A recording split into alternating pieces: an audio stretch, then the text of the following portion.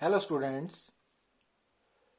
आज class +2 unit number 2 current electricity के lecture number 6 में हमारा टॉपिक है ग्रुपिंग ऑफ रेजिस्टर्स। पर उससे पहले हम कुछ प्रॉब्लम्स के बारे में डिस्कस करेंगे कि जैसा कि हमने प्रीवियस लेक्चर्स में बात की थी कि जो रेजिस्टिविटी है या कंडक्टिविटी ऑफ ए सब्सटेंस है उसकी वैल्यू टेम्परेचर डिपेंडेंट है। और कैसे है कि मेटल्स के केस में with the change in temperature जो रेजिस्टिविटी है वो चेंज होती है। कैसे चेंज होती है कि for metals with the rise in temperature resistivity increase करती है। तो क्यों करती है ये सब भी हमने प्रीवियस लेक्चर में डिस्कस किया था। और in case of semiconductors with the rise in temperature resistivity decrease करती है ना, कम होती है। तो उससे बाद हमने टेम्परेचर कॉफिशिएंट ऑफ रेजिस्टिविटी के बारे में बात की थी।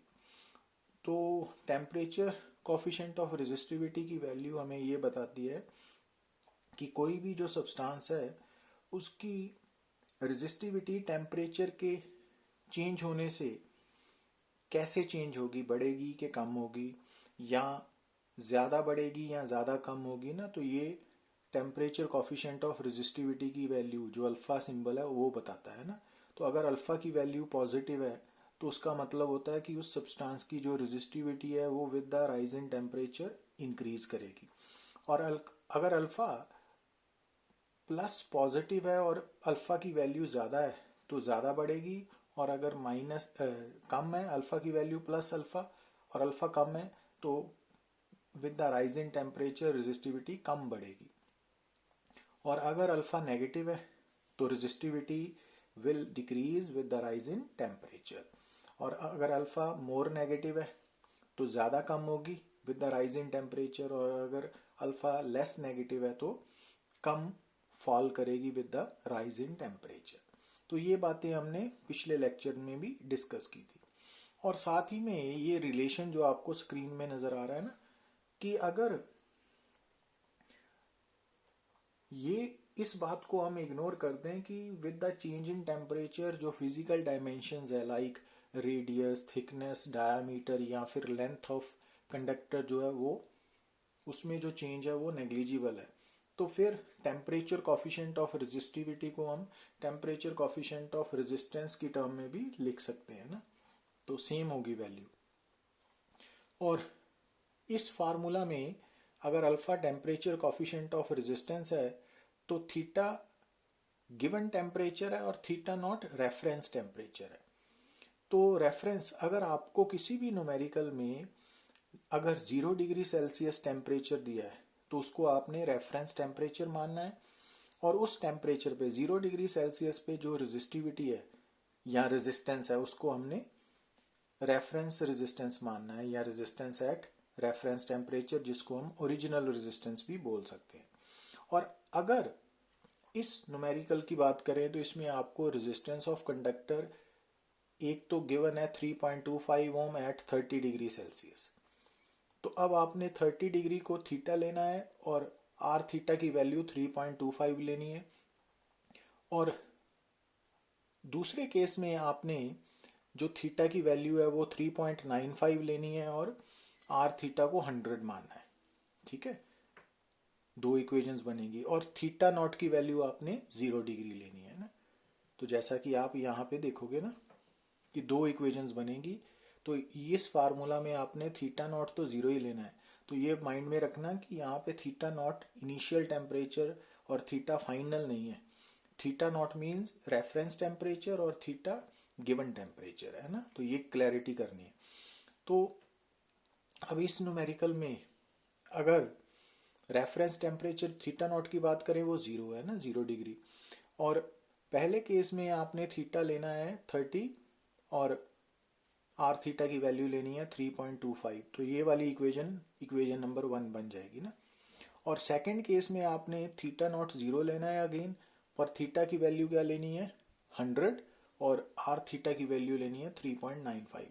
तो वहां से आपको इक्वेशन नंबर 2 मिलेगी। अब यहाँ पे आपके पास सामने दो इक्वेशंस है, दो अननोन है आर नॉट एंड अल्फा। आप इन दोनों इक्वेशंस को सॉल्व करें और वहां से आपको आर और अल्फा की value, R naught and alpha की वैल्यू निकल आएगी। ठीक है, तो एक और दो इक्वेशन को आपने सॉल्व करना है। दो इक्वेशंस है, दो ही अननोन है। अब एसआई यूनिट ऑफ, जैसे कि मैंने पिछले लेक्चर में बताया कि SI unit of temperature coefficient of resistivity या टेम्परेचर कॉफिशिएंट ऑफ रेजिस्टेंस का पर केल्विन है, बट प्रैक्टिकल यूनिट उसका सेल्सियस डिग्री पर केल्विन है ना।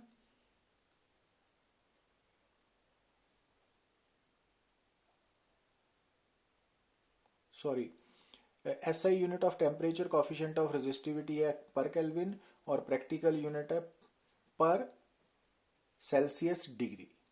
ठीक है, आप करेक्ट करें। तो जो प्रैक्टिकल यूनिट है वो क्या है, पर सेल्सियस डिग्री।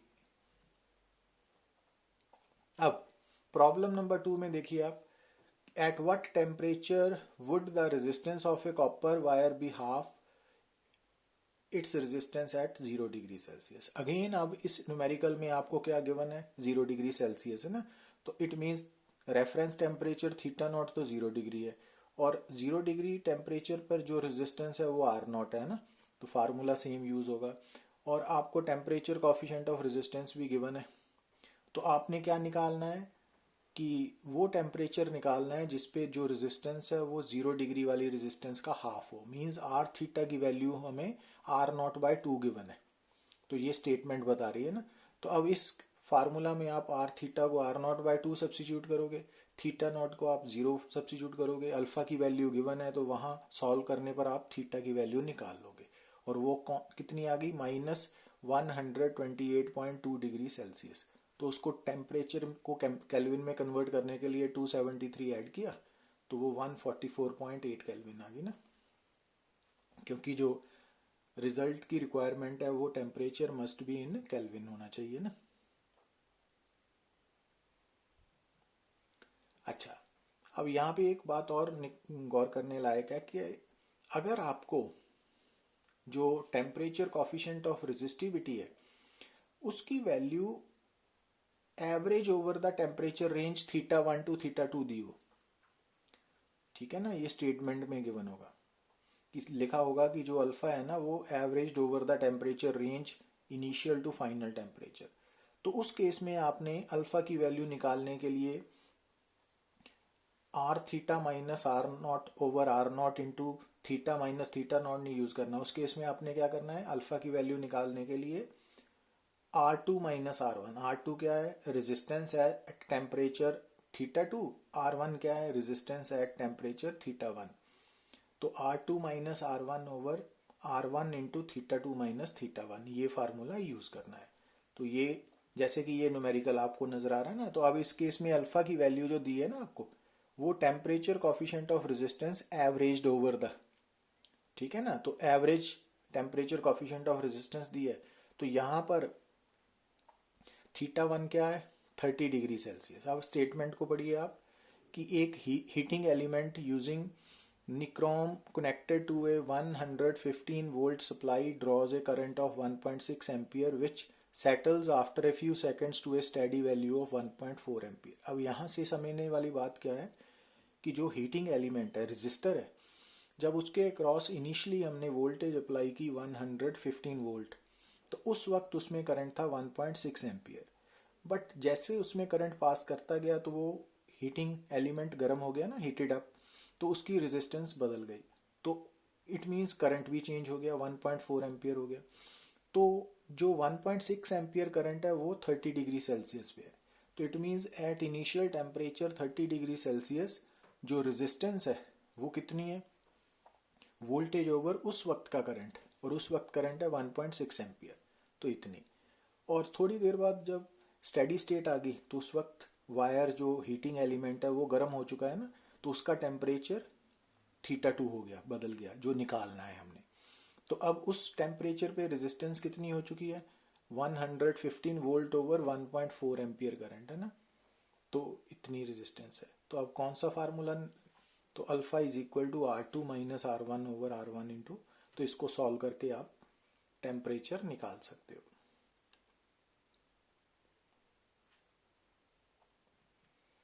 अब फोर्थ केस में देखिए आप कि resistances of iron and copper wires at 20 degree Celsius are 4.1 ohm and 4.3 ohm respectively.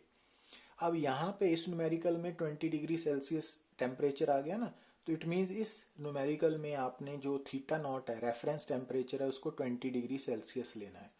और यहाँ पे दो सब्सटेंसेज है आयरन एंड कॉपर। तो आयरन के लिए आपने आर नॉट की वैल्यू क्या लेनी है 4.1 ओम, और कॉपर के लिए आपने आर नॉट की वैल्यू क्या लेनी है 4.3 ओम। तो at what temperature will the resistance be equal, और दोनों की रेजिस्टेंस किस टेम्परेचर पे बराबर हो जाएगी ना, और दोनों के कॉपर के और आयरन के temperature coefficient of resistance given है। तो अब आपने क्या करना है, पहले आयरन के लिए आर थीटा कितना लिखना है, आर नॉट की वैल्यू 4.1 लेनी है, अल्फा की वैल्यू आयरन के लिए आपको 5 इंटू 10⁻³ गिवन है, और थीटा निकालना है माइनस थीटा नॉट आपने 20 लेना है। तो ये इक्वेशन नंबर 1 बन जाएगी फॉर आयरन।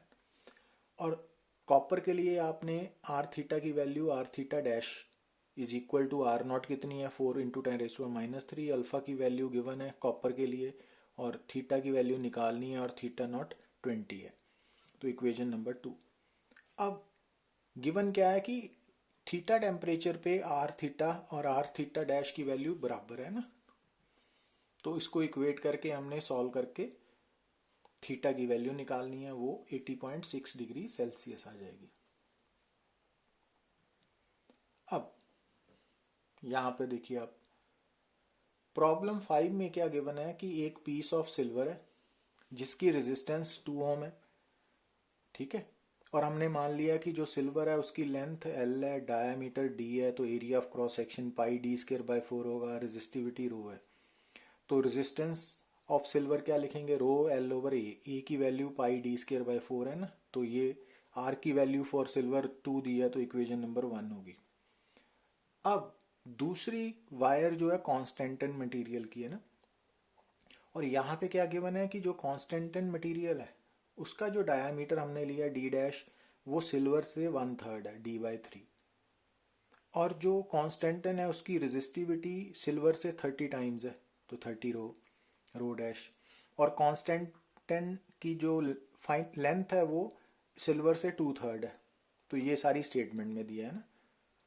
तो अब कॉन्स्टेंटन की जो रेजिस्टेंस है वो ये बन गई ना, तो अब यहाँ पे हमने क्या करना है, इक्वेशन 2 को 1 से डिवाइड कर दिया। अब रो डैश की वैल्यू, एल डैश की वैल्यू, डी डैश की वैल्यू सब्स्टिट्यूट की और सॉल्व किया, तो आर डैश की वैल्यू 360 ओम आ गई ना। अब यहाँ पर क्या है प्रॉब्लम 6 में, the external diameter of 4 metre long hollow tube is 10 centimetre and thickness of its wall is 5 millimetre.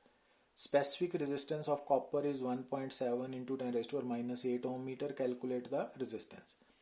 तो अब आप समझ गए कि ये साइड व्यू है ना, cross sectional view of hollow tube है।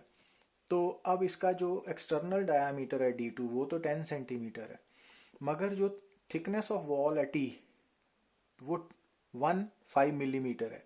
तो इट मीन्स जो internal diameter of the tube है वो कितना हो गया 9 सेंटीमीटर हो गया ना। तो एक्सटर्नल रेडियस 5 सेंटीमीटर हो गया, इंटरनल 4.5 सेंटीमीटर हो गया रेडियस। तो ये जो रेड कलर का शेडेड पोर्शन देख रहे हैं ये एरिया ऑफ क्रॉस सेक्शन है ना, क्योंकि बीच में तो हॉलो है।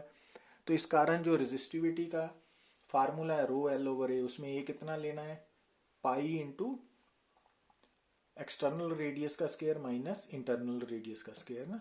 तो ये ज्योमेट्री का कंसेप्ट है, तो इसको सॉल्व करके आप आंसर ऑब्टेन कर सकते हो।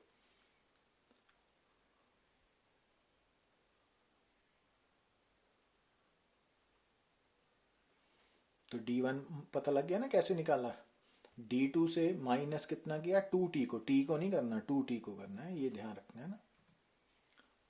अब ये बात भी आपने नोट करनी है कि अगर मान लीजिए कि आपके पास एक कंडक्टर है जिसकी लेंथ L है, area of cross section uniform है A, और उस रेजिस्टर की रेजिस्टिविटी रो है, तो उस वक्त उसकी रेजिस्टेंस होगी रो L/A। पर अगर मान लीजिए हमें उसका मास गिवन है, तो मास कितना होगा volume into density, L A into D, D यहाँ पे क्या है, स्मॉल डी क्या है यहाँ पे, डेंसिटी ऑफ द कंडक्टर। तो अब अगर हम यहाँ से इक्वेशन नंबर 2 से एल की वैल्यू निकालें एम बाई ए डी, इसको हम यहाँ 1 में सब्स्टिट्यूट करें, तो ये इक्वेशन नंबर 3 क्या है, resistance of a conductor in terms of mass, area of cross section and density.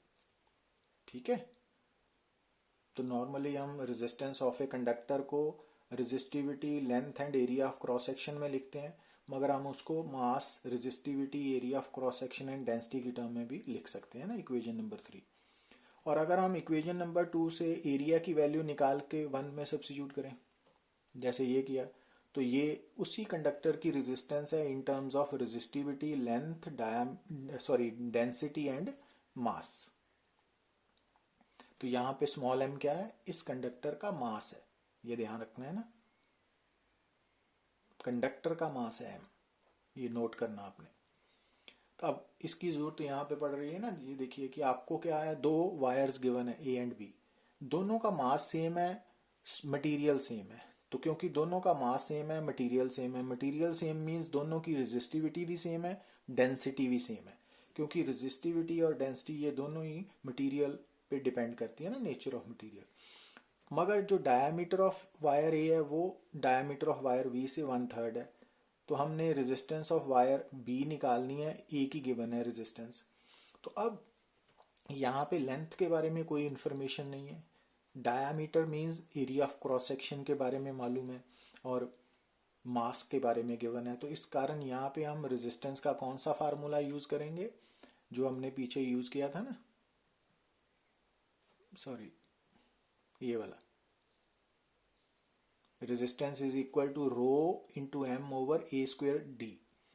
तो ये formula rho M D into A square यहाँ पे क्या लिख लिया, पाई डी स्क्वेयर बाय 4 है ना डायामीटर।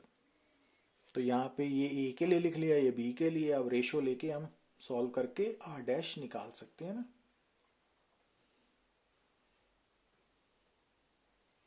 क्योंकि यहाँ पे मास नोन था, लेंथ अननोन थी ना, तो हमने जो रेजिस्टेंस का फार्मूला है वो इन terms of mass and area of cross section use कर लिया ना।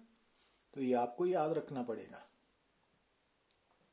अब यहाँ देखिए आप प्रॉब्लम 8 में, calculate the electric field in a copper wire of cross sectional area 2 millimetre square carrying a current of 2 ampere. तो आपको करंट भी गिवन है, area of cross section given है, रेजिस्टिविटी भी गिवन है। तो अब इलेक्ट्रिक फील्ड निकालना है, तो J is equal to sigma E है ना, relation between current density and electric field वो निकाल लिया। अब E की वैल्यू क्या होगी, J बाय सिग्मा। अब J जो है वो करंट पर यूनिट एरिया है, और कंडक्टिविटी रेसिप्रोकल ऑफ रेजिस्टिविटी है, तो ये फार्मूला। अब आपको करंट भी नोन है, रेजिस्टिविटी भी नोन है, एरिया भी नोन है। बस ख्याल ये रखना है कि एरिया को पहले स्क्वायर मीटर में कन्वर्ट कर लेना ना। अब यहां देखिए आप प्रॉब्लम नंबर 9 में आपको क्या गिवन है, करंट वोल्टेज ग्राफ गिवन है for 2 different temperatures of same material, metal के लिए।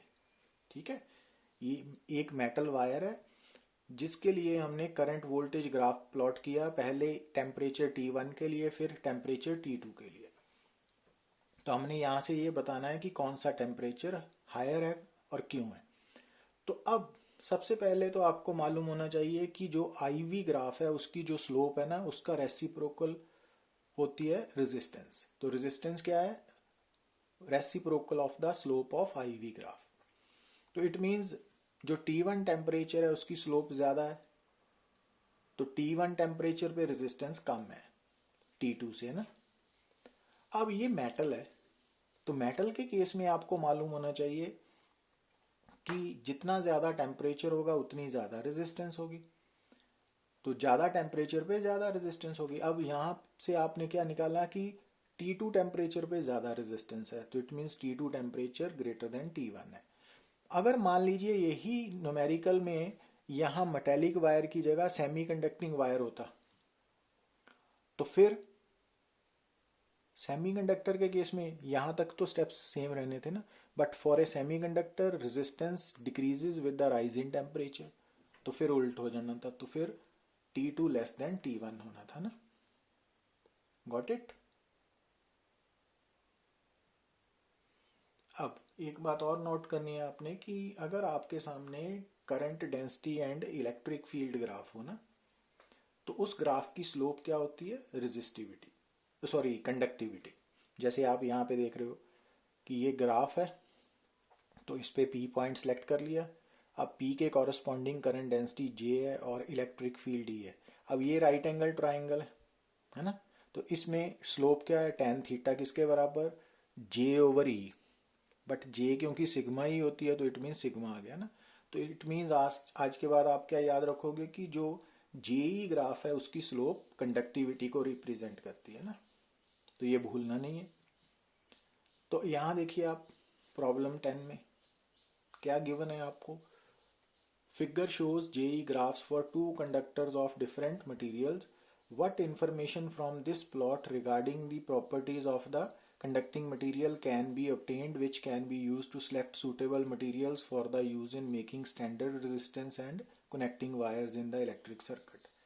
तो आपको JE ग्राफ गिवन है और दो डिफरेंट मटेरियल्स के लिए, A एंड B के लिए। तो अभी जैसे हमने स्टडी किया कि JE ग्राफ की स्लोप कंडक्टिविटी होती है, ठीक है, तो slope of JE graph conductivity है सिग्मा। अब यहाँ B की स्लोप ज़्यादा है, A की कम है, तो इट मीन्स B की कंडक्टिविटी ज़्यादा है, A की कम है। तो जो B है ना, A और B में से B good conductor of electricity है क्योंकि उसकी कंडक्टिविटी ज़्यादा है। अब जैसा कि हमने थ्योरी में पढ़ा कि जो स्टैंडर्ड रेजिस्टेंस होती है ना, वो उस मटेरियल से बनाई जाती है जिसकी रेजिस्टिविटी हाई हो, कंडक्टिविटी कम हो। अब A और B में से कंडक्टिविटी कम किसकी है? A की। तो इस कारण जो स्टैंडर्ड रेजिस्टेंस है वो सिग्मा A से, मतलब A मटेरियल से बनाई जाएगी। और कनेक्टिंग वायर्स उस मटेरियल की प्रेफर करते हैं जो ज़्यादा कंडक्टिविटी पोजेस करे, जिसकी रेजिस्टिविटी कम हो। तो कंडक्टिविटी ज़्यादा किसकी है? B मटेरियल की। तो इट मीन्स कनेक्टिंग वायर्स के लिए B मटेरियल सूट करेगा। अब बात करते हैं ग्रुपिंग ऑफ रेजिस्टर्स की। तो ये टॉपिक से आप ऑलरेडी फेमिलियर हो क्योंकि 9th-10th क्लास में भी आप स्टडी करते हो कि रेजिस्टर्स या तो सीरीज में होंगे या पैरेलल में, है ना। तो मिक्स्ड ग्रुपिंग भी होगी। तो अगर सीरीज में है तो सीरीज की क्या पहचान है कि अगर सर्किट में कोई भी दो पॉइंट्स है जैसे A और B, तो अगर उनके बीच में एक ही पाथ पर जितने भी रेजिस्टर्स हैं, एक ही रास्ते में जितने रेजिस्टर्स हैं, वो सब सीरीज में कनेक्टेड है। तो यहाँ पे आपको A और B के बीच में तीन रेजिस्टर्स R1, R2, R3 नजर आ रहे हैं, तो ये सीरीज में कनेक्टेड है। तो सीरीज में क्या होगा कि अगर A से लेके B तक जो सीरीज कॉम्बिनेशन है तीन रेजिस्टर्स का, अगर उनके बीच में टोटल पोटेंशियल डिफरेंस V है, तो सीरीज का टोटल करंट भी I है ना। तो सीरीज में टोटल करंट I या current through each resistor of series combination same होता है। तो A से लेके B तक जो तीन रेजिस्टर सीरीज में है, वहां पे टोटल करंट भी I है और वही करंट हर रेजिस्टर से फ्लो कर रहा है। ये याद रखना है ना आपने। मगर सीरीज कॉम्बिनेशन ऑफ रेजिस्टर्स में जो potential difference across each resistor है वो अलग अलग है ना, V1, V2, V3। और सीरीज कॉम्बिनेशन में जो टोटल पोटेंशियल डिफरेंस V है वो V1 plus V2 plus V3 का सम है ना। मगर अब फर्स्ट रेजिस्टर में करंट I है, रेजिस्टेंस R1 है, पोटेंशियल डिफरेंस V1 है, इसका रिलेशन क्या होगा? V1 is equal to IR1। तो इसमें V2 is equal to IR2 और इसमें V3 is equal to IR3। तो अगर V1, V2, V3 को यहाँ सब्स्टिट्यूट करेंगे तो V की वैल्यू ये बन गई ना, इक्वेशन नंबर 2। I कॉमन आ गया ना। अब अगर इक्विवेलेंट रेजिस्टेंस निकालनी है तो मान लीजिए A और B के बीच में इक्विवेलेंट रेजिस्टेंस है RS। तो ये तीन रेजिस्टर्स इन सीरीज को हमने एक सिंगल रेजिस्टर से रिप्लेस कर लिया तो अगर इन तीनों को सीरीज कॉम्बिनेशन में जो कनेक्टेड थे उनको अगर हमने सिंगल रजिस्टर से रिप्लेस किया, तो अगर रिप्लेस करने के बाद भी ए और बी के बीच में जो टोटल करंट है वो पहले वाला ही रहा, आई के इक्वल, पोटेंशियल डिफरेंस भी वी ही रहा, तो जो आर एस है वो इन तीनों की equivalent resistance in series combination होगी। अब इस डायग्राम के अकॉर्डिंगली वी क्या होगा, I into R S, equation number 3। अब अगर आप 2 और 3 इक्वेशंस को इक्वेट करते हो तो आर एस क्या आ जाएगा, R1 plus R2 plus R3, means series combination of resistance में जो इक्विवेलेंट रेजिस्टेंस है वो इंडिविजुअल रेजिस्टेंसेस के सम के इक्वल है। ठीक है ना। और साथ में ये याद रखना है कि जो सीरीज कॉम्बिनेशन में जो टोटल रेजिस्टेंस है वो R1 plus R2 plus R3 and so on होगी, और सीरीज कॉम्बिनेशन में जो total potential difference of series combination है वो इंडिविजुअल पोटेंशियल डिफरेंसेस के सम के इक्वल होगा। और टोटल पोटेंशियल डिफरेंस आप I total current into R S से भी निकाल सकते हो। और सीरीज कॉम्बिनेशन ऑफ रेजिस्टर्स में आप टोटल करंट या current through each resistor V by R S से भी निकाल सकते हो, V1 बाय R1 से भी, V2 बाय R2 से भी, V3 बाय R3 से भी। और इसके साथ आपने क्या याद रखना है कि अगर मान लीजिए कि सीरीज कॉम्बिनेशन ऑफ रेजिस्टर्स में मान लीजिए कि सबसे ज़्यादा रेजिस्टेंस R1 है, उससे कम R2 है, उससे कम R3 है ना, जैसे ये लिखा, तो जो RS की वैल्यू आएगी ना वो सबसे बड़ी रेजिस्टेंस से भी बड़ी होगी। मींस RS की वैल्यू इन तीनों में से R1 लार्जेस्ट रेजिस्टेंस है ना, तो RS की वैल्यू लार्जेस्ट रेजिस्टेंस से भी बड़ी होगी। तो ये याद रखना है ना।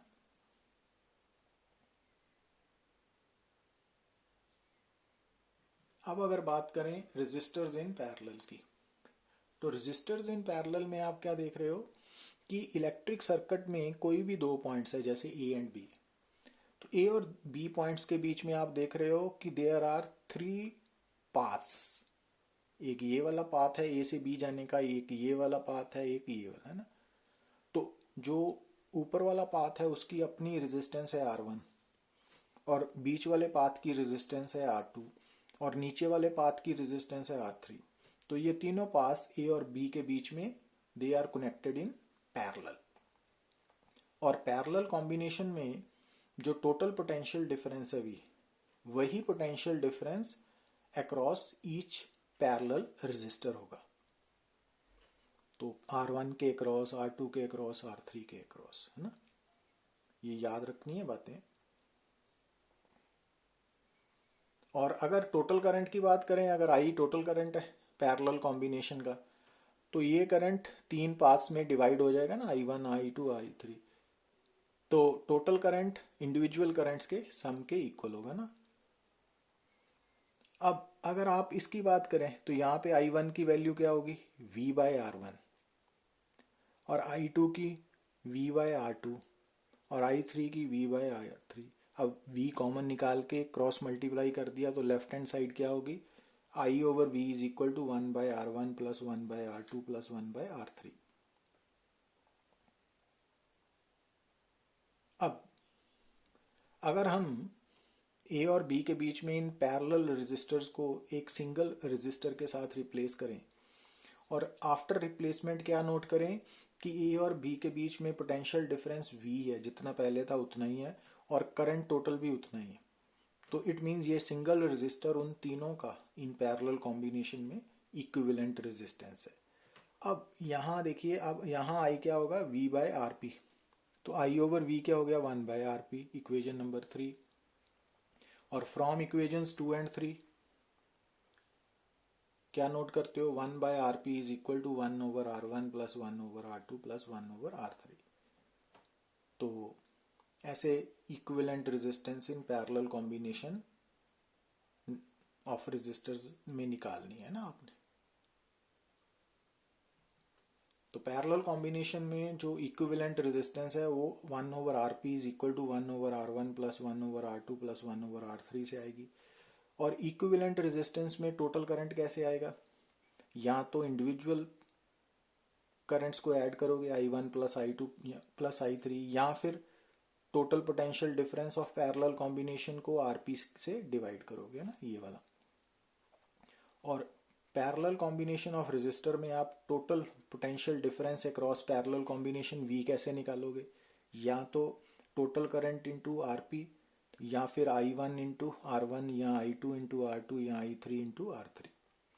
और अगर हम ये मान लें कि पैरेलल कॉम्बिनेशन ऑफ रेजिस्टर्स में सबसे ज़्यादा कौन है? R1 greater than R2 greater than R3, तो इट मीन्स इन सबसे कम क्या कौन सा हो गया यहाँ पे? R3 है ना।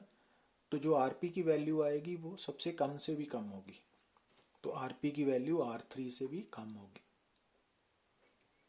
तो जो सीरीज कॉम्बिनेशन ऑफ रेजिस्टर्स है वो रेजिस्टेंस को इंक्रीज करने के लिए यूज करते हैं, और जो पैरेलल कॉम्बिनेशन ऑफ रेजिस्टर्स है वो रेजिस्टेंस को डिक्रीज करने के लिए यूज किया जाता है।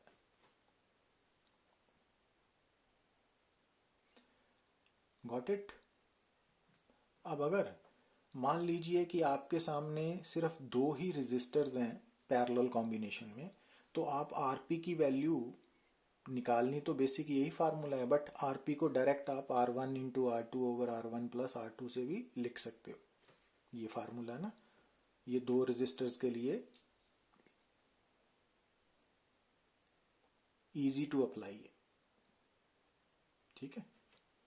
अच्छा, अब distribution of currents in two parallel resistors की बात करें अगर, तो ध्यान से देखिए, ये दो पैरेलल रेजिस्टर्स है ना, जो ऊपर वाला पाथ है उसकी रेजिस्टेंस है R1, नीचे वाले की है R2। तो टोटल करंट पैरेलल कॉम्बिनेशन के पास कितना है? I। अब उसमें से I1 R1 और I2 R2 से निकल रहा है ना करंट, तो एक तो total current I1 plus I2 है, इक्वेशन नंबर 1। दूसरा, ये जो ऊपर वाले पाथ की रेजिस्टेंस है R1, तो इसके अक्रॉस पोटेंशियल डिफरेंस क्या है? I1 R1, और नीचे वाले पाथ की रेजिस्टेंस है R2, इसमें से करंट निकल रहा है I2, तो इस नीचे वाले पाथ की पोटेंशियल डिफरेंस है I2 R2, और क्योंकि ये दोनों पाथ्स पैरेलल कॉम्बिनेशन में है तो इन दोनों की पोटेंशियल डिफरेंस सेम होगी, तो it means I1 R1 is equal to I2 R2, equation number 2।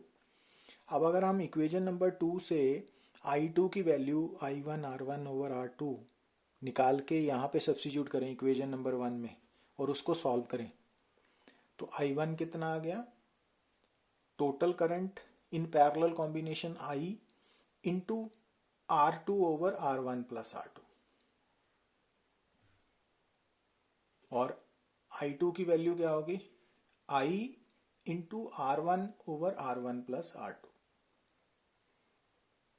तो ये रिजल्ट भी काफ़ी इंपॉर्टेंट है न्यूमेरिकल्स को इजीली सॉल्व करने के लिए, तो इस पे भी आपने कंसंट्रेट करना है। तो इसमें जिस पाथ में हमने करंट निकालना है I1, तो टोटल करंट को उस पाथ के सामने वाले पाथ की रेजिस्टेंस से मल्टीप्लाई करना है ना, R2, और नीचे दोनों पाथ्स की टोटल रेजिस्टेंस है। तो जब इस पाथ में करंट निकालना है I2, तो टोटल करंट को आपने सामने वाले की resistance R1 over R1 plus R2 से मल्टीप्लाई किया ना, तो इस तरह से हमने डिस्ट्रीब्यूशन करनी है। Got it? तो ये बातें आपने याद रखनी है ना। Thank you very much.